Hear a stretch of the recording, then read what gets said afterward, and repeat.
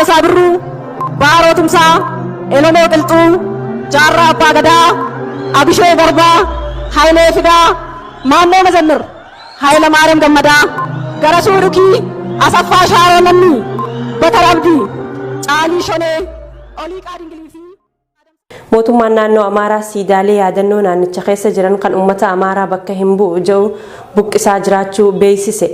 Biyyichuma biyya heeraaf alaabaa tokkoon bultu keessatti mootummaan naannoo Amaaraa sochii siidaalee buqqisiisuu yeroo eegalu magaalaa Harar keessatti siidaa ilma mootichaa Hayila Sillaasee buqqisan jechuun qeerroowwan Oromoo 60 ol irratti galmeen shororkeessummaa banamee ture. Muhammad Fantaalleetu balballoomsa. mootummaan naannoo Amaaraa siidaalee yaadannoo naannicha keessa jiran kan uummata Amaaraa bakka bu'an jedhuun buqqisaa jiraachuu isaa beeksise. Addunyaa kanarratti hojiiwwan babbadoon abbootii irreetiin raawwataman hedduun dhokfamee fi hojiiwwan gaarii moggaasuuf yookaan ammoo hojii badaa isaan raawwatan gaaromsuun siidaa yaadannoo garagaraa dhaabuun seenaa isaanii jiraataa taasisuu yaaluun bartee aadeffatame ta'aa dhufeera. Dhaloonni duuban dhufuun galmee seenaa garagaggalchee hojiiwwan babbadaa abbootiin irree tolchaniif siidaa yaadannoo isaanii akka godaannisaatti ilaalu nuffee akka buqqaafamaniif qaama dhimma ilaalu gaafachuun yookiin ammoo ofiin diiguunis yeroo dhihoo asitti mul'achaa jira. Bara 2020 keessa ajjeefamuu gurraachicha Ameerikaa Joorji Filood wal qabatee mormiin lubbuun gurraachaa gatii qabam yookaan Black Lives Matter jedhuun Ameerikaa fi biyyoota garaagaraa hedduu keessatti fincilli hirmaattota baay'ee hirmaachisee adeemsifamuun siidaaleen cunqursitoota biyyattii keessaa burkuteeffamee jijjiirfamaa tureera. dabalataan illee fedhiin uummataa irratti hundaa'uun qaamoleen mootummaa siidaalee gabroonfattootaa boboqqisaas turaniiru.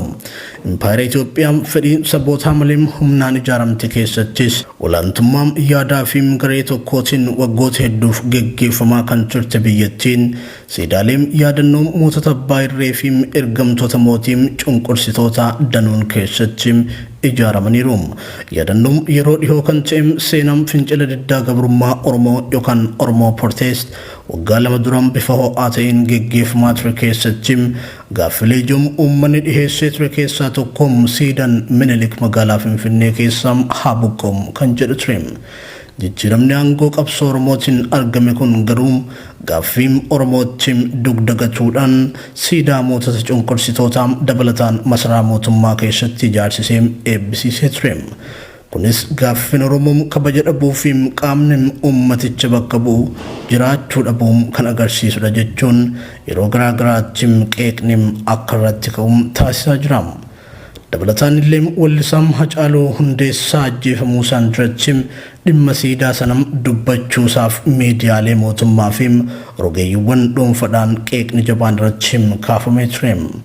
Hidhamtoota siyaasaa Oromoo obbo Jawaar Mohaammed, Baqqalaa Garbaa fi kanneen biroos himata isaanitti baname keessatti siidaa Minilik ni buqqifna jettan kan jedhu qabxii shororkeessummaan isaan himachiifte keessaa tokko. Magaalaa Harar keessatti siidaan gabroonfataa abbaa mootichaa Hayila Sillaasee jigsitan jechuun qeerroo Oromoo 60 ol irratti himanni shororkeessummaa banamee jira. Faallaa kana ammoo biyyichuma biyya heeraaf alaabaa tokkoon bultu keessatti mootummaan naannoo Amaaraa sochii siidaalee buqqisuu eegalee jira. Muddee 11 fi 12 siidaalee uummata naannoo Amaaraa hin ibsine jechuun magaalaa Bahar Dar keessaa siidaalee adda addaa buqqisaa turuu miidiyaan naannichaa gabaaseera. Siidaaleen kunniin siidaa gootummaa naannichaa ukkaamsudha jechuun qondaalli naannichaa kan ibsan yoo ta'u siidaalee buqqifaman gidduudhaa tokko kan abbaa lafaa qawweesaa lafatti gadi garagalchee jiruu fi cunqursaan ni gaha ergaa jedhu kan dabarse ture. Dhimma siidaaleen naannicha keessaa buqqifamaa jiraachuun wal qabsiisuun aangoonni naannichaa ibsa miidiyaaf laataniin siidaa uummatichaan ibsine buqqisuun raawwii waadaa jijjiirama dura uummataaf seenameeti jechuun buqqisni kun gaaffii uummataa deebisuu ta'uutu ibsame. Rogeeyyiin siyaasaa Amaaraa fi qondaalonni mootummaas buqqaafamuu siidaalee naannoo Amaaraa boodam siidaan aanolee fi calanqoo akka buqqa'uuf toora marsaa hawaasummaa isaanii irratti barreessaa jiru. Gaaffin abbaa biyyummaa Finfinnee keessatti siidaaleen abbaa irree kanneen Oromoo ajjeesanii fi buqqisan magaalaa Finfinnee keessaa akka kaafaman gaafachuun isa tokko ta'us mootummaan dabalataan siidaa gabroonfattootaa kanaan masaraa ofii keessatti ijaareen siidaanolee fi calanqoo maal godhuuf deema kan jedhum gaaffii yeroon deebistotaati. Dr. Amaan Kennisoo muddee 11 poolisii humna addaa Oromiyaatiin Harargee bahaa magaalaa Haramaayaatti butamuun ukkaanfamanii Harargee lixaa magaalaa Cirootti hidhamuu maatiin isaa OMN itti himani. Poolisiin maqaa sakatta'insa jedhuun mana jireenyaa isaanii deddeebi'uun maatii tasgabbii dhoorkaa jiraachuun dhaga'ame. Oduun tun akka itti aanutti isiniif dhiyaata. Dr. Amaan Kennisoo muddee 11 poolisii humna addaa Oromiyaatiin Harargee bahaa magaalaa Haramaayaatti kan butaman konkolaataa poolisiitiin ukkaanfamanii Harargee lixaa magaalaa Cirootti geeffamuun hidhamanii jiraachuu maatiin OMN itti himani. Godina Harargee bahaa magaalaa Haramaayaatti muddee 11 gaafa guyyaa Jummataa poolisiin humna addaa Oromiyaa Dr. Amaan Kennisoo yeroo isaan mana baankiitii bahan eeggachuudhaan isaan butuu kan himtu haati warraa isaanii guyyaa tokkoof magaalaa Haramaayaatti ukkaamsanii erga tursiisanii booda muddee 12 gara Cirootti dabarsanii jiraachuu OMN itti himtee jirti. Akka haati warraa isaanii tun jettutti Dr. Amaan guyyaa 5 dura muddee 6 2013 Yuunivarsiitii Haramaayaa irraa barnoota digirii sadaffaa yookaan PhD isaanii xumuruudhaan eebbifamanii kan turan ta'us eebba isaa ilaalchisuun gammachuun maatii osoo hin dhumin torbaanumallee osoo hin dhaqqabin gammachuun keenya gadda ta'ee jechuun OMN itti himanii jiru. Ani ijoolleen guddisa ijoollee waliin rakkachaa abbaa isaanii mana hidhaatti deddeebi'ee gaafachuun illeen hedduu ulfaataadha. Kanarratti poolisiin mana jireenyaa keenya sakatta'uudhaan tasgabbii nu dhoorkaa jiru tan jettu haati warraa Dr. Amaan qabamuu isaa malee maaliif akka qabame akka quba hin qabne OMN itti himtee jirti. Poolisii Haramaayaa warra isa qabe hoggaa gaafannu warra Cirootu nu ajajee malee deebii hin kennine. Waajjirri poolisii Ciroo ammoo ammatti sanbatarra waan ta'eef gaafachuuf nuuf hin mijanne. Eega jettee booda hidhaa fi ajjeechaan furmaataa miti. Mootummaanis dhimma kana itti ilaaluu hin qabu. Ummanni salphina yaada bilisa isaa sarbuun manatti itti dhufe kana walirratti ilaaluu hin qabu jechuun dhaamsa dabarsite. Odaa Boostuu keessa jira. Abbaan manaa koo Dr. Amaan Kennisooti. Guyyaa Jummataa qabanii Haramayaatti jechuun Haramayaarraa hulama duraa gadi bahee baankiidha maallaqa baafachuuf ennaa deemu achumatti qabanii. Nama siviilii wayii akka nama dubbisu ta'ee sababni qabamees hin beekamu qabaniituma guyyaa tokko achumatti Haramayaatti bulchanii Ciroorraa akka gadi sisinnoo nu ajajaniiti ajajamneeti jedhanii amma waajjira poolisa magaalaa Ciroo keessa jira. Anis asin turree maatii koo biraa mataaraan ture aanaa kan taate jechuudha. Achirraa hiriyoonni isaa bilbiluudhaan natti himanii fi jarana dhufee irra guyyaa naannoo sa'a 8tti dhufeetin kan booda iddoon hidhametti dhaqee dubbiseeti. Kan qabame Haramayaarraa fidanii amma Cirootti argamu. Duula qindaa'aa seenaa Oromoo xureessuuf gaggeeffamaa jiru kana hambisuuf uummanni Oromoo tarkaanfii barbaachisaa ta'e fudhachuu qabaa jaan qeerroon godina Baalee. Qaamni sirna dur leellisu Oromoo lafarraa balleessuuf kaayyeeffatee irratti hojjechaa jira waan ta'eef tokkummaan keenya cimuu qabaa jechuun dhaamani. Faayisaa Iliyaas dabalata qabdi. Duula Oromoo fi Oromummaa irratti baname kana irra aanuuf uummanni Oromoo tarkaanfii barbaachisaa ta'e fudhachuu qabaa jaan qeerroon godina Baalee. Qaamni nafxanyummaa leellisu Oromiyaa keessa qubachuun qabsoo uummataatti gufuu ta'aa jira kan jaan qeerroowwan kunneen rakkoo guddaa dhalate kana fala itti gochuuf waltahuun barbaachisaa ta'us dhaamane. Akka fakkeenyaatti aktiivistoonni warra sirna nafxanyaa leellisu Oromiyaan diigamuu qabdi akkasumas siidaan aanolee diigamuu qaba jechuun bilxiginnaa naannoo Oromiyaa irratti dhiibbaa guddaa uumaa jiraachuutu mul'ataa jira. Duulli qindaa'aan seenaa Oromoo xureessuuf gaggeeffamaa jiru ka'umsi isaa eessa akka ta'e ummanni Oromoo beekuu qabaa kan jaan qeerroon godina Baalee. Kana cinaatti ummanni keenya seenaa fi aadaa akkasuma duudhaan isaa akka hin banne cichoominaan irratti hojjechuu qabaa jaani. Kanaaf ummanni Oromoo dhimma kana xiyyeeffannoo keessa galchuun humna seenaa isaa balleessuuf karoorfate kana dhabamsiisuu qabaa jaani. Yeroo ammaa kana keessattuu uummanni Oromoo wanti inni beekuu qabu ilmaan naftanyaa yeroo Oromiyaa irratti taargeetisan injifatanii duula garaagaraa irra banaa jiranii akkuma beekan Oromoo Walloo irrattis akkuma dagaa jirtan dhukaasa bananii jiru. Gaama Matakkaliinis daangaa Oromiyaa keessanii Oromoota Matakkali irrattis dhukaasa banaa jiru. Akkasuma daangaa Oromiyaa iddoo garaagaraatiin seenuudhaaf dhukaasa bananii Karminjaa Shokkooriin aanota Shawaa Kaabaa kanneen irraan jechuu fedheeti. Gama hedduudhaan Oromiyaa irraa gaamii garaagaraa gaggeessaa jiru.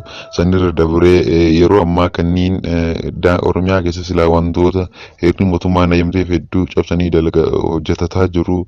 Waajjira pirezidaantii isaanii Finfinnee gubbaa deebisuun waajjira muummicha TV Amaaraa Finfinnee irra deebifatanii wantoota garaagaraa godhuun kun yeroo ammaa Oromiyaa diiguudhaaf akkuma afaan baasanii aktiivistoonni nafxanyaa dubbataa jiran akkuma warri hayyootaaf hin jedhan ilmaan nafxanyaa dubbataa jiran Oromiyaan diigamuu qabdi. Rakkoon Oromiyaa rakkoon Itoophiyaa Oromiyaadha. Rakkoon Itoophiyaa furamuuf Oromiyaan diigamuu qabdi jedhanii bakka Oromiyaa isaan haa diigamaniiti. Duulli isaan Oromiyaa irra banan kun akka laayyoo wallaalamuu qabu miti. Hayyoonni Oromoo dhimma kana irratti uummata keenya hubannoo gahaa kennuu qabu. Dhimma kana wal qabsiisee uummanni keenyas dammaqinaan eeguu qaba. Jedhanii wantoota garaagaraa dhiibbaa garaagaraa wanaarra viidiyoo Oromiyaa tanii irra gaggeessaa jiranidha. Uummanni keenya dhimma kana akka laayyoo ilaalee irra osoo hin taane dhimma kana dammaqinaan hordofuu qaba. Yeroo ammaa kana Oromiyaa irratti wantoota garaagaraa gaggeessuuf deemaa jiru. Oromiyaa irratti waraana labsuudhaaf deemaa jiru. Akka jarri dhaadataa jiran kanniititti cunduuraan ammoo dhimma kana ajandaa isiitii miti. Jarri garaa ofiitii fi fedhii dantaa ofii garaa ofii guuttannaan dhimma Oromiyaa fi Oromoo qubayyuu hin qaban waan ta'eef uummanni keenya dhimma kana dammaqinaan eeggachuu qaba. Biyya ofii irratti jechuu fedheeti. Uummanni Oromoo yeroo ammaa kana haalaan ijaaramuu qaba. Akka Oromootitti wanti nurraa eegamuu qabu ijaaramuu qabna. Wal quba qabu qabna. Saalaan haa ta'u iddoo silaa holgeenuttis haa ta'u naannoo keenyatti ijaarumsa qofatu nu baasa. Ijaaramuu qaba uummanni Oromoo jechuu barbaada. Sanirra dabree immoo hayyoonni Oromoo ajandaa uumanii diinaaf kennuu qabdu. Isin hayyoonni Oromoo ajandaa uumtanii diinaaf kennuu qabdan malee ajandaa diinaa qofa jala fiiguu miti. Dhimma Oromiyaa irra deemaa jiru kana guyyuu xiinxaltanii uummata keenya hubachiisuu qabdanii. Uummanni keenya tokko tokko sooshaal miidiyaa fayyadamu dargaggoota malee hawwatiin keenya abbootiin keenya kunniin waan sooshaal miidiyaalee waan fayyadame dhimma kana hedduu quban qaban. Dhimma kana irratti miidiyaadhaan guyyuu waa'ee Oromiyaa irra deemaa jiru kana xiinxala kennuu qabdanii hubannoo uummataaf kennuu qabdanii miidiyaaleen dhimma kana irra hedduu dalaguu qaba jechuu barbaadeeti. Duulli Oromiyaa irra deemaa jiru kun duula xiqqoo waan hin taaneef dammaqinaan eeguu fi irratti hojjechuu qaba. Uummanni keenya ijaaramee qophaa'inaan daahuu qaba jechuu barbaadeeti. Qeerroo kumaatamaan mana hidhaatitti naqanii warra silaa filannoo taajjaban miseensota dhaabaa miseensota gaafaa miseensota abaa'oo kumaatama mana hidhaatitti naqanii hooggantoota adda bilisummaa Oromoo hooggantoota gaafaa mana hidhaatti naqanii filannoonni gaggeessina jedhan hin jiru. Keessattuu gama baalee kana akka odeeffannoo argataa jirrutti taajjabdoota jedhanii warroota garaa bitaman tokko tokko qeerroo keessaas haa ta'u namoota gurguddoo keessa leenjii kennuuf akka deeman dhagahaa jirra. Hooggantoota silaana warra nu filannu hooggantoota keenya hooggantoota dhaaba mormituu hidhanii filannoon gaggeessan tokkoyyuu hin jiru. Dhimma kana ta'eef uummanni Oromoo dhimma isaa murtee isaatiif qophaa'ee gamanumaan taa'uu qaba. Hooggantoota sanii filannoo gaggeessan jechuun neevar kun waan ta'uu miti. Gama biraatiin dhimma filannootiin wal qabatee hayyootaa fi qabsaa'ota hidhaa jiran osoo hin hiikin filannoon gaggeessa jechuun waanuma hin yaadamnedha. Kan uummanni filatu hidhaa kaa'ee dirqamaan na filadhaa jechuun Abiy Ahmad waan nama qaaneessuudha jechuun yaada isaanii goola banem. Godina Shawaa Lixaa aanaa daandii magaalaa Gincitti kaadireen bilxiginaa waraana gamasitti bobbaafamee waliin ta'uun hawaasa nagaa irratti reebichaa fi saamicha gaggeessaa jiraachuun dhagahame. Sababa sakatta'insa jiruun ifaa magaalattii keessaa dhaamsuun manneen namoota dhuunfaa irra deemuun gocha kana raawwachaa jiranii jira. Maddi keenya kan Gincii irraa odeeffanne tokko Muhammad Borkamaa waan qindeeffate qaba. Shawaa Lixaa aanaa daandii magaalaa Gincii keessatti hidhaa fi saamichi poolisii addaa Oromiyaa fi kaadiree bilxiginnaatiin uummata nagaa irratti raawwatamaa jiru haalaan hammaachuu jiraattonni naannichaa dubbatan. Sababa sakatta'insa jedhuun kaadiree magaalattii waraana qabachuun erga ibsaa magaalaa keessaa dhaamsaniin booda manneen namoota dhuunfaa humnaan seenuun saamicha mallaqaa raawwachaa akka jiran qeerroo magaalaa Gincii irraa dubbifne tokko bilbilaan OMN'tti himee jira. Keessattuu mana dargaggoota Oromoo kanneen hawaasa naannichaa biratti kabajaa fi jaalala guddaa qaban deemuudhaan ukkaamsanii erga hidhaniin booda qabeenya maatii isaaniis jalaa saamuun gidiraa hammana hin jedhamne irratti raawwataa jiran jechuunis nuuf eeree jira. Mootummaa TPLF jibbinee mootummaa bilxiginnaa wanti nu jaalachiisuu hin jiru kan jedhu maddii Gincirraa bilbilaan dubbifne kun warreen har'a magaalattii keessa deemuun uummata keenya saamaa jiran kunniin namootuma tanaan dura mootummaa wayyaanee wajjin nu saamaa turedha jechuunis dubbatee jira. Godina Shawaa Lixaa magaalaa Gincii Aanaa Dandii keessatti hidha. Haalli magaalaan Gincii keessa jirtu haala gaddisiisaa fi haala ulfaataa keessa jirti. Kan nu rakkisaa jiru kaabinoota bilchiginnaa fi poolisoota dillee achi keessa jirantu tokko ta'ee uummata keenya saamaa jira. Qeerroo keenyas gidirsaa jira. Akkuma waliigalatti kan taasifamaa jiru saamicha qe'ee uummata irrannaa deemuu barbaadan qeerroo tokko qabuu barbaadan ibsaadhaan akkuma waliigalaatti akkuma magaalaa sanitti ibsaa gadhaamsan booda qe'ee uummata irra deemanii saamicha gaggeessuu jechuudha. Warreen kun kaabinoonni kun kan bara wayyaanee faana ta'anii uummata keenya ijisaa ajjeessaa turantu har'as maqaa nuti jijjiirtee uummata keenya gidiraa irraan geessisaa jira. Wayyaanee diina godhannee bilchiginnaa fira godhachuu hin dandeenye. Wayyaaneen diina keenya kan bara bulchaa turatti wayyaaneen ofii beektee miti ganda keenyarra haana keenyarra godinaalee keenyarra deemte kan nu qabaa turte kan nu isaan turte kan qeessa nurraa buqqisaa turte. Kaaba Oromoo Walloo aanaa baatee keessatti haalli nageenyaa yaaddessaa ta'uu jiraattota jidduu kanneen OMN dubbise ifoomsanii jiru. Guyyaa kaleessaa namni tokko yoo wareegamu kan biroo 3 madaa'anii jiru. Manneen jiraattotaatis hedduun ibiddaan gubachuu maddeen gabaasanii jiru. Faayisaa Iliyaas. Qaamota hidhataniin jaha oliif lolli kun gaggeeffamaa ta'uu eere. Namalees manneen fayyada namoonni kun eegaa aantummaan uummata keenya Walloo irratti dhaqqabaa jiru ragaadhaa jiru. Kaaba Oromiyaa Walloo aanaa baatee naannoo burqaa jedhamu irratti waraanni baname guyyoota 6 adeemsifamaa jiru. Humna hidhate meeshaalee gurguddaa fayyadama yoo ta'u qotee bulaa keenyaa fi meeshaa isaanii qabeenya isaanii hedduu kan barbadeesse yoo ta'u guyyaa har'aa namni tokko nurraa wareegamee jira. Namni 3 madaa'anii hanga ammaatti waraana guyyoota 6 gaggeessamaa jiru kana irratti namni 15 caalan madaa'anii jiru. Namni 2 ammoo du'anii jiru. Namni guyyaa har'aa nurraa wareegame kuni aanaa dawweerraa kan hirmaate yoo ta'u qomoo isaa baateetiif kan hirmaannaa dhufe yoo ta'u guyyaa har'aa kana wareegamee jira. Waraanni kun kan gaggeeffamaa jiru babal'ifannaa lafaatii fi qabeenya uummata Oromoo saamuuf kan ta'e waan beekamaadha. Waraanni kun waan haaraa jalqabe miti.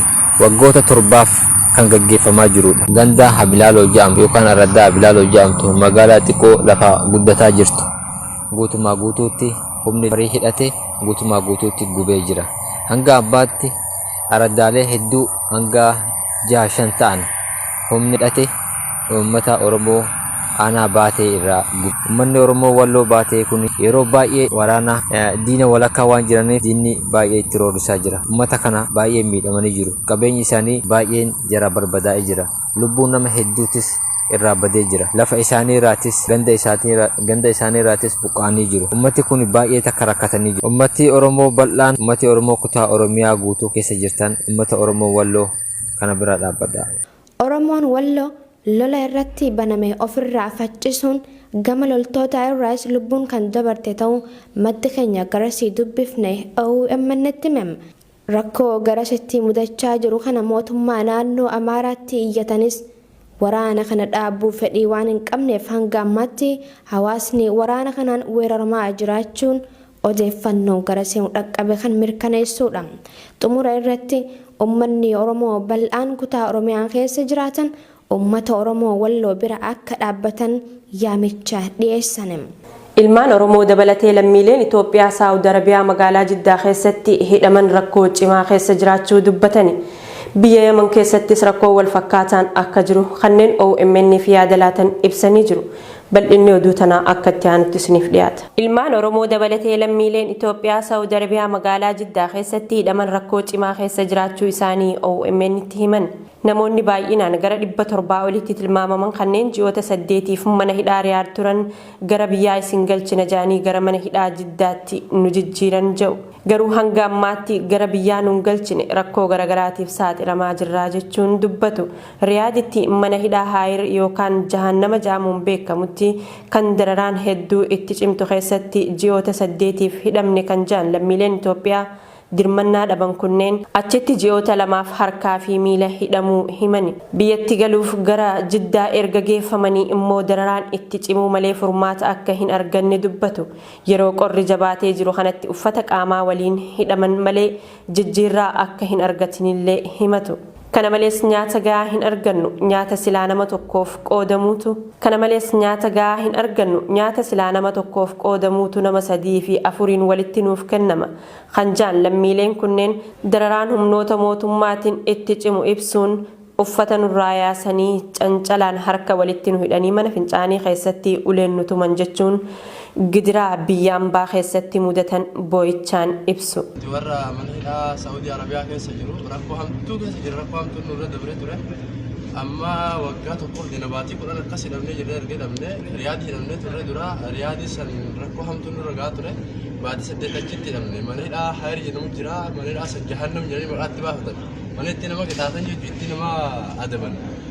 Baatii 2 harkaaf luka hidhamneeti akkasuma mana hammaa mana keessa osoo bishaan takka nurra dararaa kana hunda keessa tarreeffne amma isin galchinaaniiti ammallee gara Jiddaa nu geessanii Jiddaa eega nu geessan amma baatii 2 geenne baatii 8 achi hidhamne erga dhufne erga nu geessanillee isin galchinaadhaan malee waa'ee nu galchuutti hin jiranu rakkoo hamtuu keessa jirra amma qorrillee seeneeraa waqtii kun qorra baay'ee miidhamu jirra kanarraan dararaa waan birii nyaanni isaan nu kenna waa xiqqoodha waan ilmoon namaa nyaanne waan nama 3-4 waliin nyaatan nama tokko kenna nama waan nama 3-4 walitti waan xiqqoo nu kennan jechuudha rakkoo hamtuu keessa jirra akka furmaata argannuuf miidiyaadhaan warri miidiyaallee akka nama nu geggeessan barbaannaa jechuudha mootummaan illee gama isaatiin waan nu jedhu.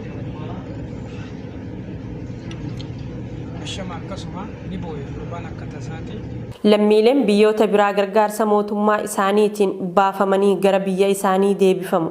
Nuti ammoo mootummaa keessantu isin jibbe, rakkoon kun rakkoo mootummaa keessaniiti, yoo inni isin fudhate amma isin galchinaa nuun jedhu jedhu. Lammiileen Itoophiyaa akka bara kanaatti Saudi Arabiyaa keessatti dararamanii hin beekanis jedhu. Hidhamtoonni kunneen mana hidhaa kana keessatti kaameeraa eegumsaatiin to'atamuu kan dubbatan bilbilli dhoksaan malee nuuf hin hayyamamuu jedhan. Jireenya isaanii mo'achuuf kanneen biyya ambaatti rakkachaa jiran. Lammiileen Itoophiyaa kanneen mootummaa fi dhaabbileen mirga namoomaa hundi akka dirmatanii fi akka achi keessaa itti bayanii biyyatti itti galan haalli akka mijatuuf gaafachaa jiru. Oduma walqabateen lammiileen Itoophiyaa irra jireessi Oromoo ta'an kanneen biyya Yaman keessatti jiraachaa turan guyyumarraan guyyatti rakkoo hammaataa keessummeessaa jiraachuu himani. Dhiyeenya kana dhalattoota Oromoo jumlaan guuramanii mana hidhaa Jawaazaa jedhamu kan magaalaa guddittii biyyattii sanaa keessatti argamu keessatti ji'a 6 oliif hidhamanii turan. Isaan keessaa kanneen 110tti tilmaamaman mana hidhaatii baafamuun daangaa biyyattii gara magaalaa Adaniin jiru irratti gadi naqamuun dhagayame. Kanneen rakkoon kun irra gahe keessaa namni OMN bilbilaan dubbise akka jedhutti namoota 110 lafa namni hin jirretti gadi nu naqan keessaa namoonni muraasni guyyoota 2 oliif miilaan deemnee magaalaa Adan seennee jirra. Irra hedduun waltirsaa osoo deemanii kanneen karaatti dhukkubsatanii barahaa keessatti hafanis baay'eedha ja'a. Namoonni bifa kanaan harca'an kanneen irra hedduun kan maatii isaanii irraa hidhaman yoo ta'u maatitti deebi'uuf rakkoo hamaan nu mudachaa jiraa jiru. Biyya Yaman tan wal waraansa gareelee jidduutti nagaa dhabde lammiileen Itoophiyaa akka malee keessatti miidhamaa tan jiranidha. Dhaabbanni dhimma godaantotaatis baqattoota osoo hin taane lammiilee Yaman qofa gargaaraa jira kan jedhan namni kun baqattoonni Itoophiyaa rakkoo ulfaataa keessatti kufanii jiru ja'a. Kanneen mana hidhaa keessatti ugguramanii ji'ootaa fi waggoota lakkoofsisaa jiranis akka jiran kan eeru dhalataan Oromoo kun murtii takkaan malitti yeroo fedhanitti hidhaa baasanii barahaa keessatti guuranii gannama naquu ja'a. Ameerikaan Suudaaniin tarree biyyoota shororkeessummaa deeggaran jechuun komattu keessaa erga hayxee asmichummaan biyyoota lameenii jabaachaa dhufuun gabaafame. Imbaasiin Ameerikaa kan magaalaa Kaartum jiru fuula FB isaanii irratti akka ibsetti qondaalonni waraana humna ittisa Ameerikaa fi kanneen Suudaan walitti dhufeenya cimsuun wal wajjiin hojjechaa jiraachuu mirkaneessee jira. Galmee goolessitoota irraa haqamuun Suudaan tarkaanfii seena qabeessa kan jiru ibsi imbaasii Ameerikaa Kaartum kun hariiroo waraana biyyoota lameenii jajjabeessuuf hojjechuun gara fuulduraatti jabaatee kan itti fufu tahuu jala mure. Ameerikaan maqaa shororkeessummaa balleessuu jedhuun biyyoota gaanfa Afrikaa keessa adda durummaadhaan Itoophiyaa wajjin asiin dura hariiroo jabaa kan qabduu fi waliin hojjechaa turtus waytii ammaa kana haala siyaasaa biyyattii keessatti uumameen walqabatee Itoophiyaa irraa waan abdii kutatte fakkaataa jiru xinxaaltonni siyaasaa. Abiy Ahmed erga aangoo qabatee as Ameerikaan waan Itoophiyaa keessatti ta'aa jirutti gammachuu hin qabdu kan jedhan xinxaaltonni siyaasaa dhimma gaanfichaa hordofan Suudaan itti fuula deeffachuun ishee kunilleen Itoophiyaa irraa abdii murachuu agarsiisaa jiran. Mootummaan Suudaanis erga Ameerikaa waliin hariiroo gaarii tolfatee as rakkoo daangaa Itoophiyaa waliin qabu kan yeroo dheeraaf keessa hin beeyne amma kaasaa jiraachuu fi inumaa wal waraansee tahaa jiraachuun kufaatii hoggansa Abiy Ahmed agarsiisaa jira. Saabirruu, Baaroo Tumsaa, Elomoo Qilxuu, Jaarraa Abbaa Gadaa, Abishee Garbaa, Hayilee Fidaa, Maannoo Mazannir, Hayila Maariyaam Gammadaa, Garasuu Dhukii, Asaffaa Shaaroo Namni, Batar Abdii, Caalii Shonee.